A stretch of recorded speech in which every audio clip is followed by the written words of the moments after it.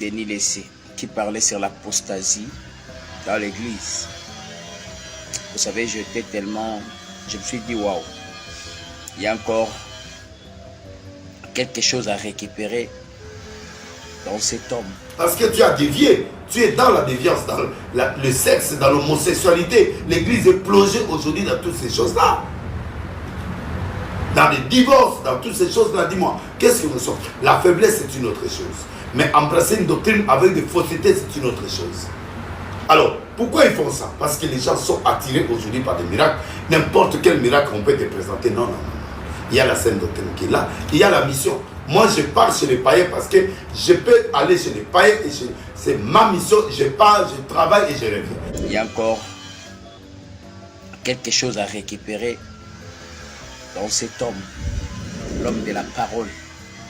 Vous sentez, peu importe nyonso oyo bako qualifié bato balananga na ba vidéo moko na loba awa na sima ba nyonso azosala. Il y a des choses qui disent terriblement vraies. Ambe bela zo lobeza tellement vrai que les loba te bele ba prêter attention te. Je bénis Dieu. Si c'est un grand retour de cet homme, que Dieu soit vraiment loué.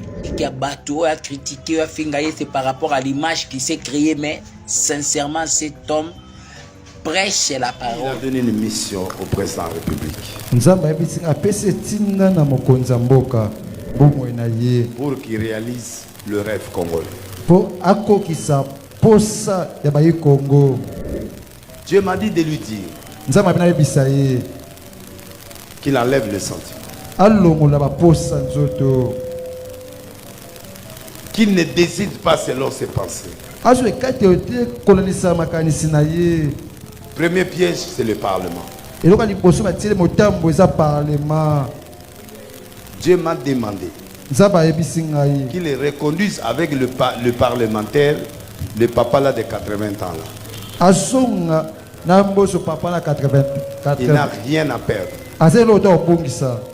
Il n'a rien à menacer le président. À 80 ans et quelques, il va protéger les chefs. Pourquoi? Parce que je donne la prophétie de la nation.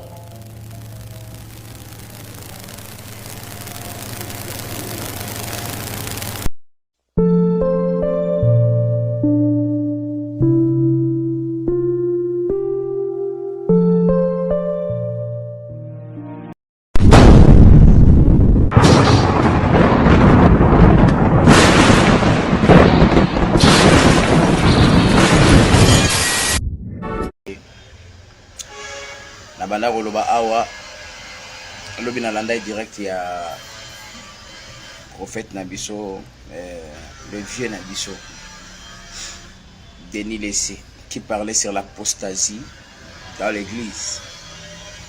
Vous savez, je me suis dit waouh, il y a encore quelque chose à récupérer dans cet homme, l'homme de la parole. Vous sentez, peu importe nyonso oyo bako qualifié bato balananga na ba vidéo moko na loba awa na sima ba nyonso azosala. Il y a des choses qui disent terriblement vraies. Ambe bela zo lobeza tellement vrai que les loba te bele ba prêter attention te. Et apostasie égarement na quatre église. Et comme tellement makasi. Tellement makasi. Vous savez, il y a un phénomène où Batubazo Mekako se situe un peu comme Mekako Miluka. Phénomène, il y a divorce, na remariage. Divorce, na remariage, na quatre églises. Vous savez, ils n'ont pas si mingi pe mawa. De l'église, Batubele va acclamer au Tobengi adultère. Sans le savoir. Pourquoi? Parce que les osalamana ba kambi. Vous savez, la pratique belé à Bundoki, la pratique satanique. Et contrôle l'église au moni lorsque dans l'andi, prophète Azoloba a parlé sur apostasie ou bien l'égarement ya saine doctrine. Oyo bato balongwe na saine doctrine, bato balongwe na bosolo ya liloba. Pona kotambola na sentiment, kotambola selon l'homme, selon ainsi dit l'homme. Ce n'est plus selon ainsi dit la parole. Alors, eloko ememi destruction na réduction ya puissance en Nzambe na kata église. Bato belé lelo bazo se retrouver na ba église où vous partez, vous revenez, vous partez, vous revenez, bon mone loroté. C'est diable. Loko ya soki mutu eza ropola. So mutu eza malade nzoto mobimbe eza la malade. Hein? Est-ce que mutu moko roba no se connecter? So mutu eza malade. C'est tout le corps qui souffre. Mutu moko ta dans la fièvre makasi pe abimia tamboli. C'est ce qui traverse l'église d'aujourd'hui. Ba pratique ya apostasie ya boloki. Ba pratique satanique. Oh ememi bandi mebele la perdition, ememi bandi mebele na égarement. La place va vivre le beau quand Nzambe ba te belé va adorer. La plupart adorent le diable sans le savoir. Sans le savoir. Alors hier j'étais en train de suivre ces directs. J'ai dit waouh, il y a encore quelque chose à parler. J'ai béni Dieu. Si c'est un grand retour de cet homme, que Dieu soit vraiment loué. Bande Golanda direct wana na la nyango azo parler sur apostasie bien qu'avec tous ces critiques à bateau à critiquer à fingayer, c'est par rapport à l'image qui s'est créée, mais sincèrement cet homme prêche la parole. Hein? Bien que yemoka se noya qui n'a qu'à apostasie wana, mais il s'est ressaisi le plus vite. Je parlais na direct nangamo na lobby. Je préfère quelqu'un qui est ouvert, direct, clair, transparent, le quoi dénier, c'est que tous ces pasteurs saints, la mise sur bateau, mais des hypocrites en train de faire de dégâts dans cette église. Les autres, il y a des dégâts dans les pasteurs, il y a des saints, des français, des saints, sa sainteté, sa majesté. Mais si on te dit que pasteur Azo Longola bazemi abana batu, Azo sacrifié, tu ne croiras pas. L'apostasie, où la parole est devenue juste un sujet focalisé sur les intérêts personnels. Prédication et vie sociale, du quotidien. J'ai aimé quelque chose à l'objet. L'Ilobanzambe est compliqué, mais les gens veulent compliquer la parole. Les gens veulent pratique connaissance. Vous savez, connaissance, il y a serpent. La connaissance du serpent qui amène vers l'égarement. Obi, Nzambe a té loi na jardin d'Éden. Est-ce que mtuma ko robeva national aye? Nzambe a té loi na kata jardin d'Éden. Alobi ke nani Adam na Eve ba liambumate. Mais lorsque Satan a côté na jardin, azotu na bango Nzambe a té libinoni. Alobi nini? Ota aloba ki to liambumate. Alobi alobi so ki bo liambuma, boko kufa te me boko fongwa mamisu boko koma netiye. Effectivement, c'est ce qui s'est passé. Ba fongwa mamisu va se rendre compte que bataye mutakala. Mais la connaissance là, oh le diable a porté qui ba vous avez connaissance ba dala ina ngote. Mais il a dit quelque chose de vrai, mais qui est une perdition égarément. Oh memi bango na kata li sumu oh elongoli si bango na présence ensemble. C'est ce qui se passe, Lelo. Et il y a des choses qui sont pour passer à la français, belé, la théologie, belé. Vous pouvez prendre les 4 livres. Il y a l'Évangile à Jésus. Ou bien le Nouveau Testament, nyonso. Au coup de la prédication, au fabriquer, coller de toutes pièces, selon ma vie à la société, selon comment va payer au marché, des prédications au lobby de la nation, prédication sociale. Moi, j'appelle ça des tracasseries, tracasseries ecclésiastiques. Donc, église est comme le boulevard, roulage, la contact, na chauffeur.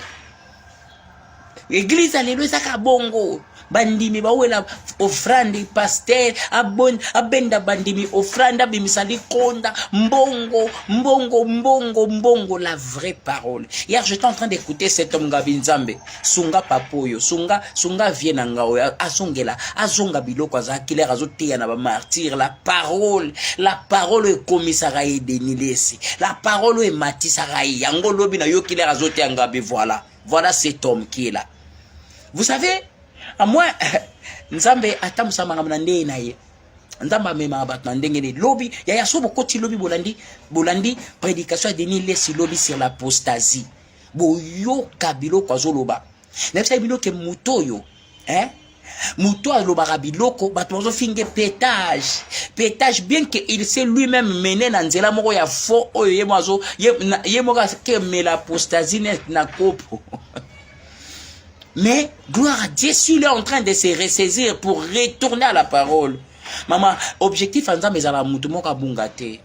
Objectif en disant mais ça pour ba o nyoso ba bungi ba retourner vers lui. Il est encore temps. Il y a qu'on se ressaisir. Denele c'est un exemple.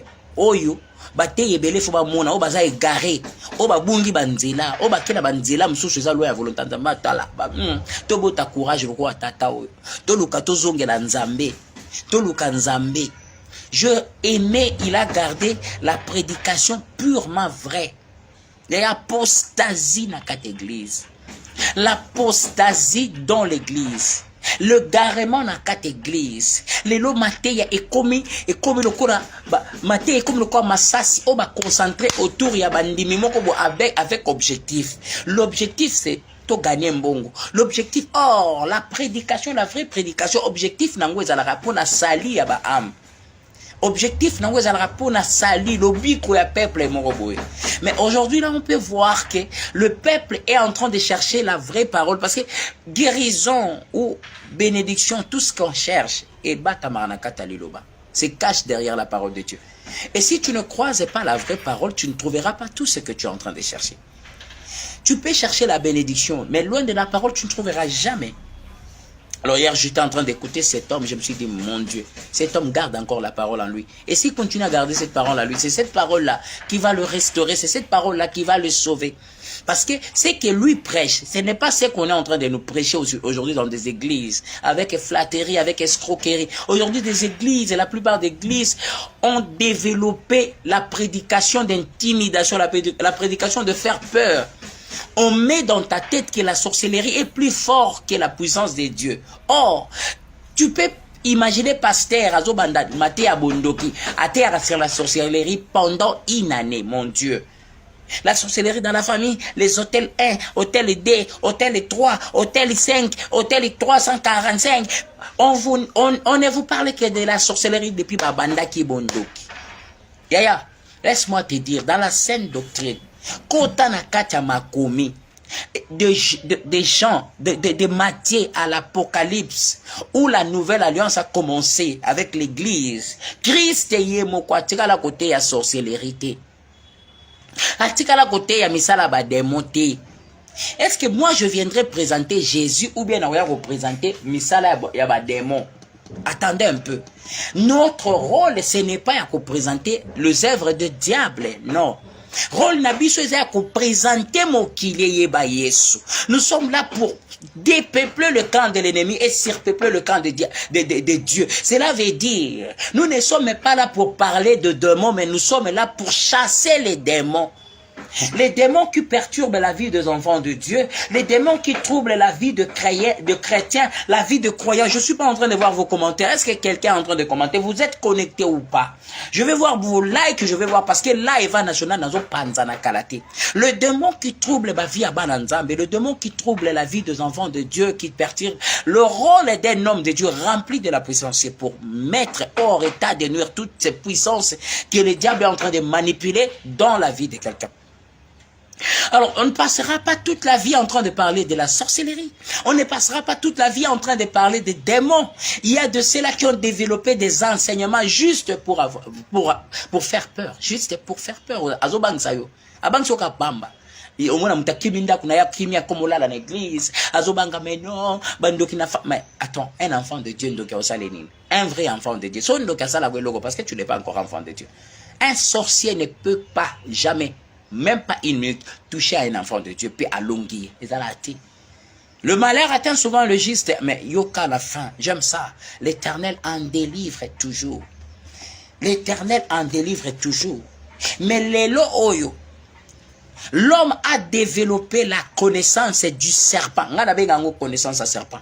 Au monde mutu azo développer théologie boye bimongo boye connaissance oyo entre guillemets ba bengango révélation yaya qui t'a révélé Vous savez, d'après le mensonge de Satan avec Adam et Ève, c'était une révélation que Adam et Ève baïbakate. Et la révélation a révélé bango que non, ne sobosa bosobolie mbuma oyo. Sobolie mbuma oyo, bokoko maneti banzambe, boku fate me bokoma connaissance à bien à mal. Effectivement, il les a révélés, c'est que il y a tika même sur la révélation belo kaka l'église, oh révélation, la révélation diabolique. Le venin du serpent. Et ça, ma révélation diabolique. Diable a révélé Adam et Ève. Que so bolie mbumo, moni mbumo ba peki sibino. Et ça mbuma sacré so bolie ango, et ça pour bo komaneti banzambe. Et ça pour développer connaissance, c'est ça pour mis sur abine fonga. Voilà pourquoi le monde satanique aujourd'hui développe un langage à disant la lumière. La connaissance de la lumière. Ça veut dire, diable a yaka fongoli bango misu, ba fongolo misu, oh yeba, oh nano yeba te. Les loba maté ya wane comme dans l'église, la lumière, la connaissance à la lumière, ba fongolo misu. Misu na yo emona parce que tu marches dans le noir, ya ya les loba te bele ba fongwa me misu na ndenga mabe, misu les loba ozomona ba makambo bele na ba vie na yo. Ba pratique ko eza na kata église, le lobi na ndolanda denile singabi mon Dieu, restaure cet homme. Cet homme garde encore la parole pure en lui. Bien qu'égarément, on s'est retrouvé dans 4 milliers moroboye, mais yé mora mi benga arche de Noé, biso to abanani poto jige. Je préfère 1000 fois na lobana direct nanga, na lobango, direct en weza awana page. Je préfère 1000 fois Denis Lesi. O azana courage au telema na miso bato. Ko sala babiloko o bato, biso basala ya obatama.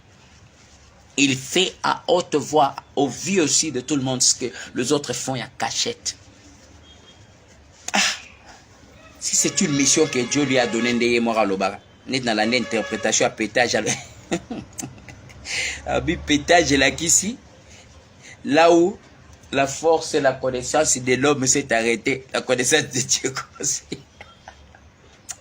Ah, ça fait le Congo aura tout vu. Viens Deni. Abi pétage là qu'ici, là où la connaissance de l'homme s'est limitée. La connaissance de Dieu commence. Des significations à pétage. Ami Bengi Arche de Noé. Je préfère quelqu'un comme ça. Ou à clair, ouvert, à zoom, quand la mise à batigno, ça là. La mise à batigno, que c'est pasteur Wano, batami, ba santo wana. Et là, pasteur, moi, ba santo moro, batami, mama kamba, ça na coucou. Yaya on dit bate. Il y a un homme qui m'a parlé. Aïe, sanga makamba, pasteur, ya tangelinga, yaya on dit mate.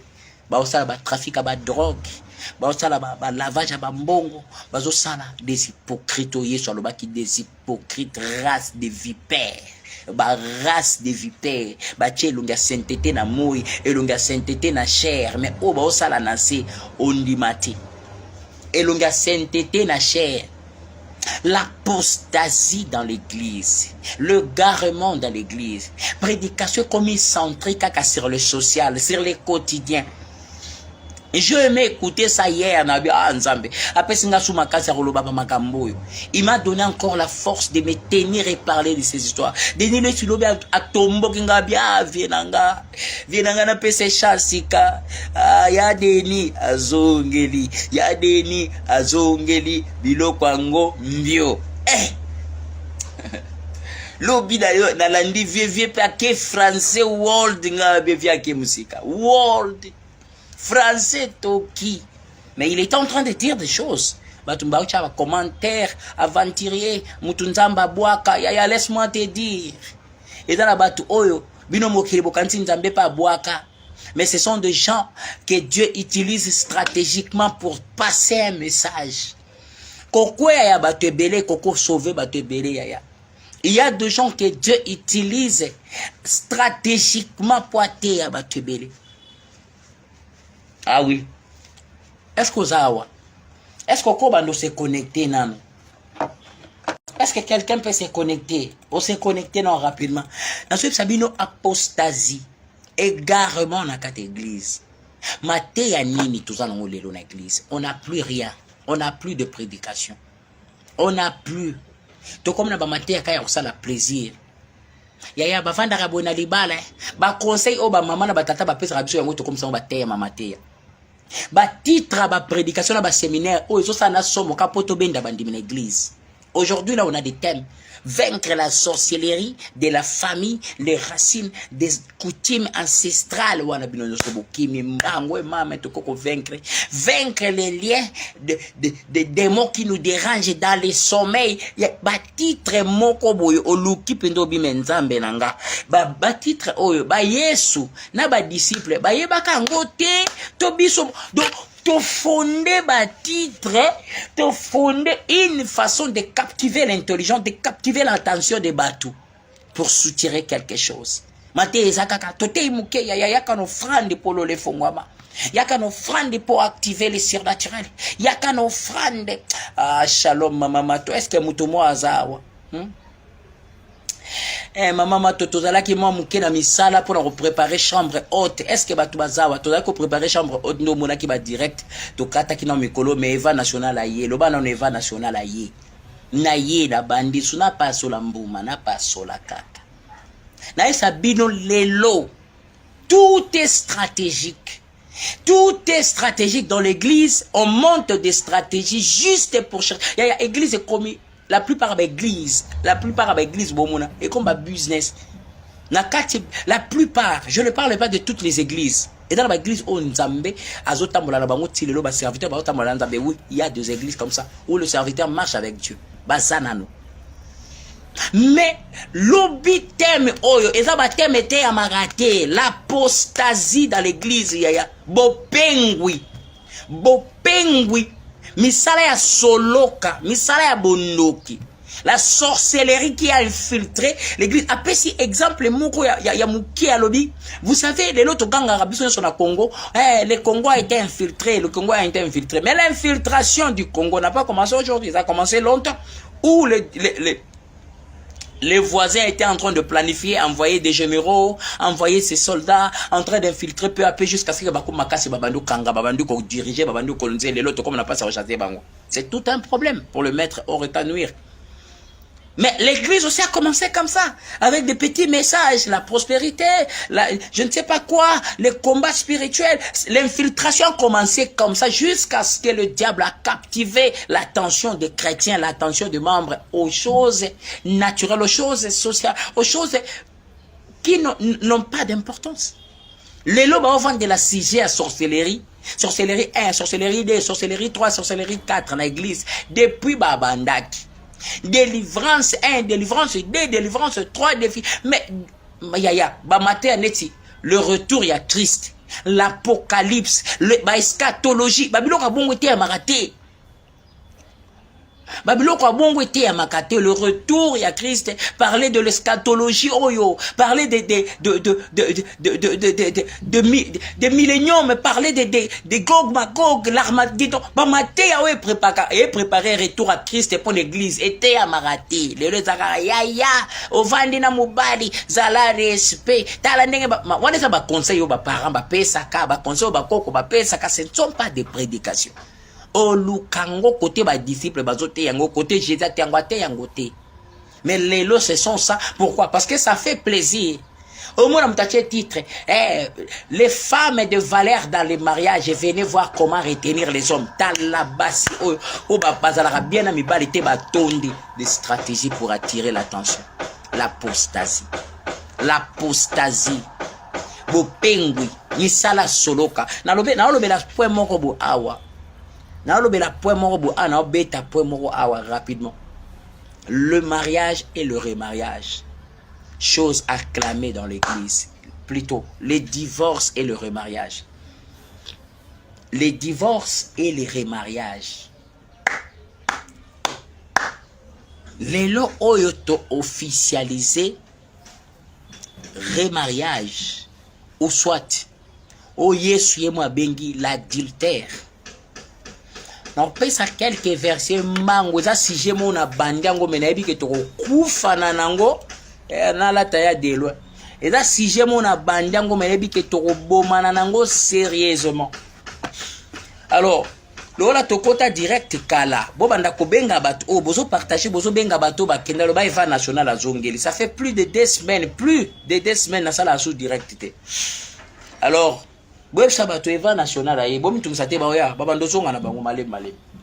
alors, Qu'est-ce qui se passe sur sujet oya divorce na remariage oyo komi officiel na kati église oyo lelo oyo on n'arrive pas à comprendre ba païen basalaka ndenge nini po bavanda longtemps na kati libala et ba chrétien basalaka ndenge nini po bakabwana le plus vite possible na kati là on ne comprend pas toyebi te ba païen basalaka ndenge nini bango mutu tobengi ba sataniste bango mutu tobengi bana nzambe te bango mutu tolobi bazana ba pagano batomboki siko basalaka ndenge nini po baumela na kati libala ya ba païen yango diable qui parango te po eza mariage te on va essayer un peu de comprendre ça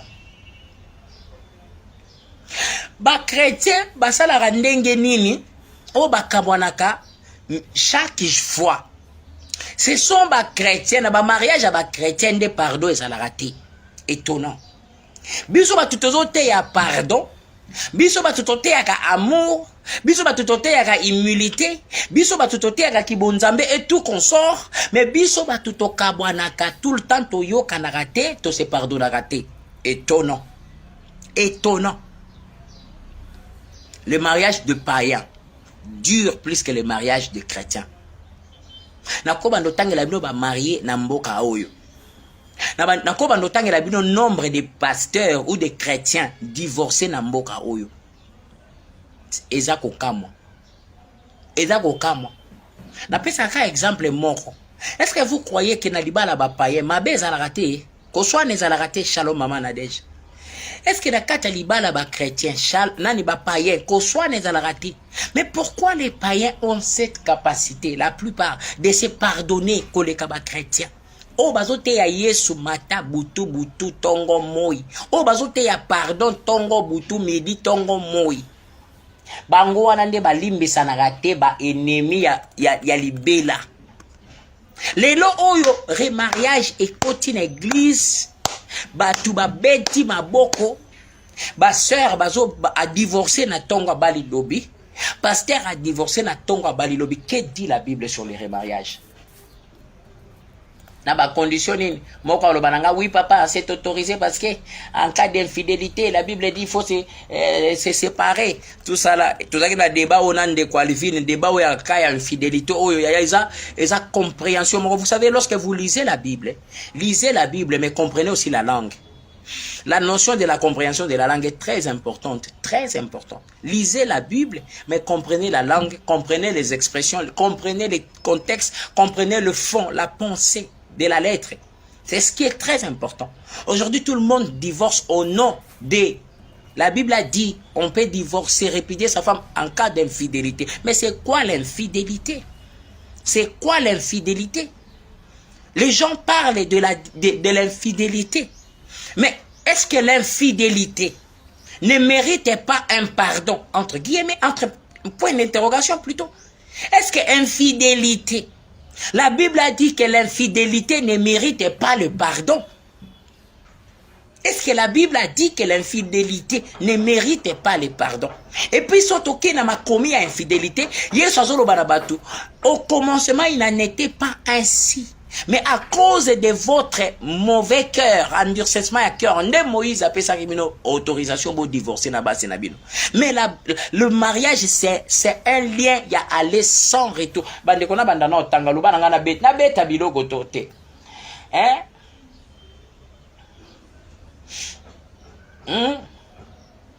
Na bandana biloko ote na bando beta biloko na banda go beta biloko tote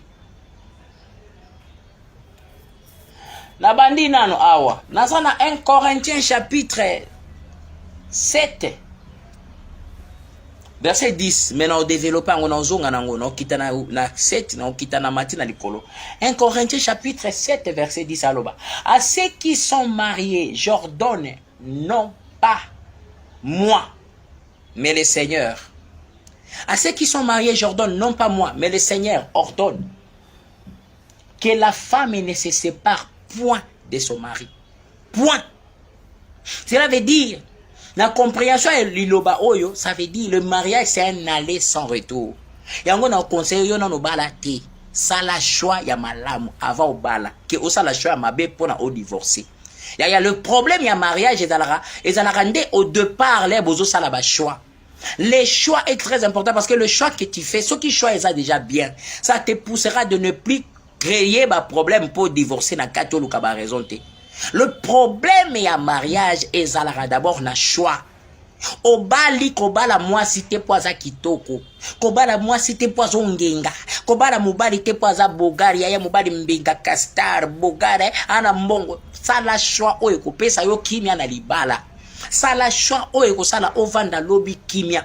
On ne se marie pas pour faire plaisir à la famille, non. On ne se marie pas pour faire plaisir à mobali ya kozwa charge libota na yo babana kake mwana mwasi po mwasi wana za na bonne famille mwana na petite ana mwana ministre petite ana mwana colonel mwana député babala rabongo te. On fait un choix et ces choix oyo ekosala ki ofanda libela la kata libala yaya. Est-ce que mtu mwa azananga awa? Ba problème ya ba divorce lelo la plupart ba problème à divorce eza dit na ba choix eza au départ. Nous nous marions par apparence, nous nous marions par intérêt, nous nous marions par profit surtout. Tozo bala na pona ba profit, tozo bala na pona ba apparence otalikaka eva national mikolo beauté yakat. Zwa de ma kofi mama yo molo bien di balo yo ngada kotaki mama ko bala te. Oh là là. Est-ce que bokoki ko sananga ba like bocha ba like na ba commentaire bo vandi kimia bo talanga bo ba like na ba commentaire biloko na obeta walo eva national ayeti komena nga eva national aye biloko na obeta awa bo ba ko bloquer biso direct oyo lelo oyo ba pasteur mama na manolo ba awa otali ba païen otali ba chrétien banani ba o divorcer o mona ke ba chrétien ba o divorcer koleka ba païen mais biso ne totéra non pardon. Bisonde tote ya mama Nadesh bisonde tote ya pardon bisonde tote ya humilité nde to balaka basi ba za ba orgueilleuse bisonde tote ya pardon nde to limbisa kate chrétien lelo za mutema mabi to limbisa kate. Est-ce ko chela nga ba like est-ce ko chata like na ibike ko beta pe ko swa na pokwa na ende da Suisse mutu mutema na ena sepelisa yote eva national aye na ena Suisse mutema na ena sepelisa yote aye lisusu loba eva national aye loba eva national aye. Est-ce que mutu moko azao o alingaka nga loba eva national aye na sali mikolo nyoso na zaki na direct ba vandi kimia bakangi baguti ya bayiba ya ta chombo mikolo ya kota te mikolo baguti na fungwa mi eva national aye ba marié ba divorcer ba se remarier ba divorcer susu ba se remarier ba divorcer susu mais bazo continuer kozala ba prophète bazo continuer kozala ba pasteur bazo continuer kozala ba nini et toute l'église acclame beta njondo mololo prophesai yaya yo kabiloko na beta biloko yo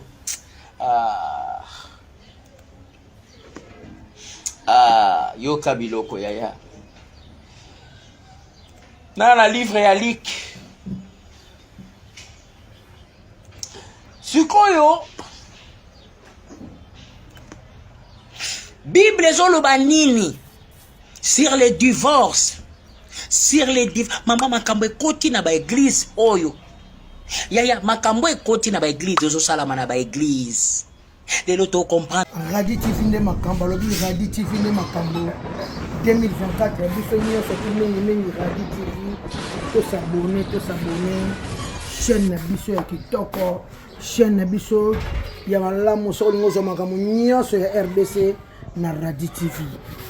Merci mon ami Emmanuel na Irlande chaîne ya kitoko sale biso Radio TV mingi to s'abonner to sala wana solingo makambo nyonso ya Congo politique sport théâtre musique mamu nyonso ya Congo Radio TV azana pona ba congolais tout boza partout au monde soko bala étranger bala mondele bala west africain bala boye yebisa mobali na yo yebisa mwasi na yo atala mingi Radio TV ay mama mboka na bino po yango makasi yango ba chaîne kilelo ba chaîne vraiment ya kilelo quoi to bina nino de la renta na Radio TV to de la renta tout la musique to bina de la renta na Radio TV pour Radio TV ne makambo pour Radi TV yango eye ya sika makambo ya sika eza na Radi TV. Mani mon ami,